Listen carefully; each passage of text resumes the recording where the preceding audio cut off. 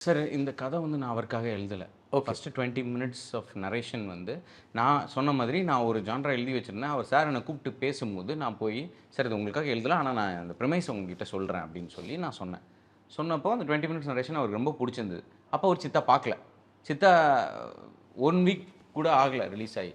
அப்பதான் படம் take off ஆயிட்டு இருக்கு.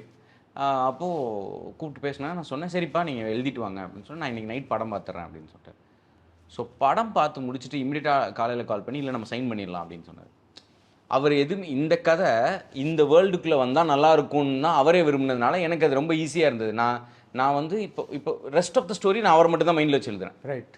ஸோ எனக்கு அது எங்க ஹெல்ப்ஃபுல்லா இருந்ததுன்னா, அது எனக்கு இந்த படத்துல அது பயங்கரமா இருந்தது சார். ஏன்னா நான் சித்தாவுமே சித்தார்த் சார் மைண்ட்ல வச்சு தான் கதையே எழுதினேன்ல. இப்போ இவர வச்சு எழுதும்போது எனக்கு இவங்க இவங்க இது ஆட்டோமேட்டிக்கா அவங்க என்ன பண்ணுவாங்க, அவங்களுக்கு என்ன வேணும்னு நம்ம ஒண்ணு யோசிக்கிறோம்ல, அதுல ஆட்டோமேட்டிக்கா அந்த ஸ்கேலாவும் மத்தது எல்லாமே அப்படியே பெருசாகுது.